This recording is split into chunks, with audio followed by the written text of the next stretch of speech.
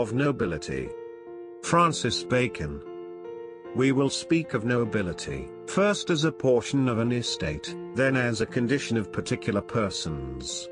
A monarchy, where there is no nobility at all, is ever a pure and absolute tyranny, as that of the Turks. For nobility attempers sovereignty, and draws the eyes of the people somewhat aside from the line royal. But for democracies, they need it not, and they are commonly more quiet, and less subject to sedition, than where there are stirps of nobles. For men's eyes are upon the business, and not upon the persons, or if upon the persons, it is for the business' sake, as fittest, and not for flags and pedigree. We see the Switzers last well, notwithstanding their diversity of religion, and of cantons. For utility is their bond, and not respects.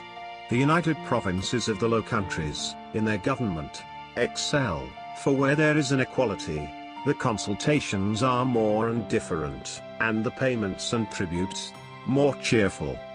A great and potent nobility, addeth majesty to a monarch, but diminisheth power, and putteth life and spirit into the people, but presseth their fortune. It is well, when nobles are not too great for sovereignty nor for justice, and yet maintained in that height, as the insolency of inferiors may be broken upon them, before it come on too fast upon the majesty of kings. A numerous nobility causeth poverty, and inconvenience in a state, for it is a surcharge of expense, and besides, it being of necessity, that many of the nobility fall, in time, to be weak in fortune, it maketh a kind of disproportion, between honour and means. As for nobility in particular persons, it is a reverend thing, to see an ancient castle or building, not in decay, or to see a fair timber tree, sound and perfect. How much more, to behold an ancient noble family, which has stood against the waves and weathers of time. Fine new nobility is but the act of power, but ancient nobility is the act of time.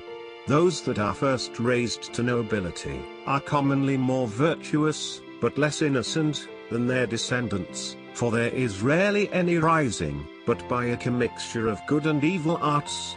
But it is reason, the memory of their virtues remain to their posterity, and their faults die with themselves.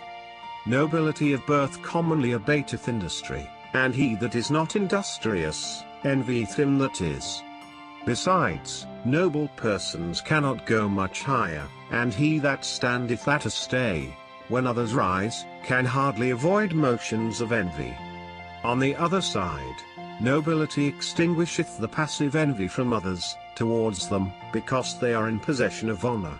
Certainly, kings that have able men of their nobility, shall find ease in employing them, and a better slide into their business, for people naturally bend to them, as born in some sort to command.